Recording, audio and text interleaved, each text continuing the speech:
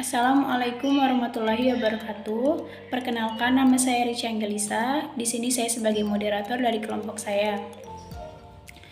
Saya akan memperkenalkan rekan-rekan saya, yaitu ada Rina Pratiwi, Harja Junialdi, Rizka Putriningsi, Iqbal Pranata, dan Ratna Rahayu.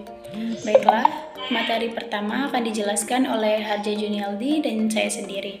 Kepada Harja, saya persilahkan. Assalamualaikum warahmatullahi wabarakatuh. Perkenalkan, saya Harja Junialdi. Di sini saya akan menjelaskan tentang tulang tengkorak.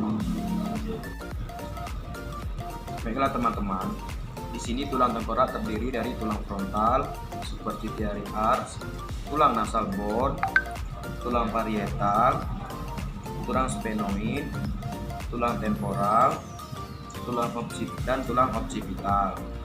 Ini yang dimaksud dengan tulang frontal adalah tulang yang berbentuk pipi, yang membentuk dahi, dan juga membentuk bagian atas soket mata.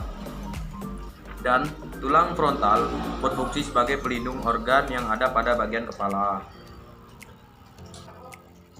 Kemudian tulang superciliary arch atau biasa disebut dengan tulang ethmoid dan tulang tapis. Tulang ini terletak di depan tulang sphenoid. Dan tulang ini mempunyai fungsi utama, yaitu perhimpunan sebagai semua struktur tulang tengkorak. Selanjutnya adalah tulang nasal bone. Tulang nasal bone adalah tulang yang membentuk batang hidung. Tulang ini berfungsi sebagai pelindungan hidung itu sendiri, yakni pelindung dari trauma, sebagai penyangga sistem pernapasan, dan bagian dari indera pembau. Kemudian tulang parietal. Tulang ini jumlahnya ada 2 di kedua sisi kepala, serta menyatu di tengah-tengah yang letaknya di belakang tulang frontal, dan mempunyai fungsi yakni melindungi otak. Dan tulang sphenoid. Tulang sphenoid, tulang ini letaknya di bawah tulang frontal dan berperan sebagai dasar fungsi tengkorak dan berfungsi sebagai titik perkatan untuk berbagai otot seperti otot pengunyahan. Kemudian tulang temporal. Tulang ini jumlahnya ada 2 di sisi kiri dan di sisi kanan. Tulang ini berfungsi sebagai struktur yang melindungi vaksular dan netrologi yang sangat penting. Dan yang terakhir adalah tulang occipital atau tulang kepala paling belakang, yang merupakan tulang yang berbentuk pipi, yang lokasinya terletak di bagian paling belakang. Tulang ini berfungsi, yaitu fungsi utamanya ada untuk melindungi otak. Baiklah teman-teman, itulah penjelasan dari saya tentang tulang tengkorak. Selanjutnya penjelasannya akan dilanjutkan oleh saudari kita, yaitu Richa Angelisa. Kepada saudari Richa Angelisa, saya persilakan. Baiklah, di sini saya akan melanjutkan penjelasan dari Harja Junialdi mengenai tulang tengkorak. Bisa kita lihat di sini, tulang tengkorak terdapat bagian nasofosal atau rongga hidung. Nasofosal adalah tempat masuknya udara menuju tenggorokan. Nasofosal sendiri memiliki fungsi, yaitu tugasnya menjaga kelembapan, suhu, dan tekanan udara di sana. Selanjutnya yaitu ada maksila. Maksila adalah tulang rahang atas pada manusia dan memiliki fungsi menyokong gigi-gigi yang berada di bagian atas mulut. Maksila sendiri berada di bagian tengah wajah yang memisahkan rongga hidung dan mulut. Selanjutnya ada mandibel, adalah tulang rahang bawah pada manusia dan berfungsi sebagai tempat menempelnya gigi keligi. Selanjutnya ada bagian malar or zygomatic, adalah tulang yang membentuk struktur pipi wajah. Tulang ini juga berbatasan langsung dengan tulang frontal, tulang sphenoid, tulang temporal, dan tulang maksila. Yang terakhir ada mastoid process. Lihat di sini. Tulang ini merupakan salah satu tulang di tengkorak dan posisinya mengelilingi tulang bagian telinga dan bagian dalam. Fungsinya adalah melindungi struktur dalam telinga, mengatur tekanan, serta melindungi tengkorak ketika terjadi cedera. Baiklah, itulah tadi penjelasan dari saya dan Harja mengenai tulang tengkorak. Selanjutnya, mengenai tulang vertebra akan dijelaskan oleh rekan kami, yaitu Ratna Rahayu. Kepada Ratna Rahayu, kami persilahkan. Assalamualaikum warahmatullahi wabarakatuh.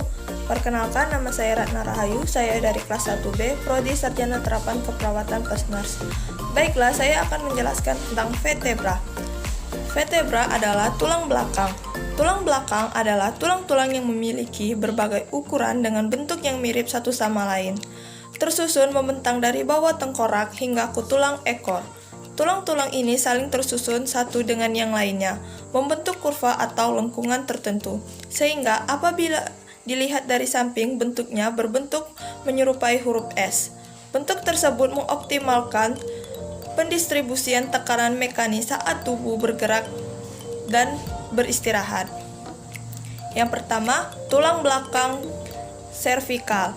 Tulang belakang servikal merupakan tulang belakang yang berada di leher dan berjumlah 7 buah. Secara umum, bagian ini memiliki bentuk tulang yang kecil dengan prosesus spinosus atau bagian tulang yang seperti sayap, yang berukuran pendek. 2. Tulang belakang toraks. Tulang belakang toraks merupakan tulang punggung bagian atas dan berjumlah 12 buah. Bagian ini merupakan prosesus spinosus yang berhubungan dengan tulang rusuk. Bagian ini dikenal juga sebagai tulang punggung dorsal. 3. Tulang belakang lumbal. Tulang belakang lumbal merupakan tulang punggung bagian bawah dan berjumlah 5 buah. Bagian ini memiliki ukuran yang paling besar dan paling lurus konstruksinya dan menopang beban paling berat daripada tulang belakang lainnya. Secara umum, nyeri punggung sering disebabkan karena adanya pada bagian ini. 4. Tulang belakang sakral. Tulang belakang sakral merupakan tulang belakang yang membentuk sakrum dan tidak memiliki celah atau diskus intervertebralis antara yang satu dengan yang lainnya. Bagian ini terdiri dari 4-5 buah tulang dan setelah usia 26 tahun membentuk segitiga sakrum seperti irisan di antara tulang pinggul. 5. Tulang belakang kokigeal. Tulang belakang kokigeal merupakan tulang belakang yang terletak di bagian paling bawah tulang belakang atau disebut juga sebagai tulang ekor. Bagian ini terdiri dari 3-5 buah tulang yang saling bergabung dan tempat celah. Itulah tadi penjelasan dari rekan kami Ratna Rahayu mengenai tulang vertebra. Selanjutnya tulang dada akan disampaikan oleh rekan kami juga. Selanjutnya yaitu Rina Pratiwi. Kepada Rina Pratiwi kami persilahkan. Assalamualaikum warahmatullahi wabarakatuh. Perkenalkan, nama saya Rina Pratiwi. Saya dari kelompok 6 Anatomi Fisiologi. Di sini saya akan menjelaskan bagian tulang dada. Tulang dada adalah tulang yang berbentuk pipi di mana terletak pada bagian tengah dada. Di dalam sisi kanannya tersebut terdapat lekat yang merupakan tempat menempelnya rusuk. Tulang dada dan tulang rusuk memberikan perlindungan terhadap paru-paru, jantung, serta pembuluh darah pada segala macam cedera atau kerusakan. Sternum atau tulang dada ini merupakan tulang pipi panjang berbentuk seperti dasi yang letaknya itu di tengah dada. Seperti ini.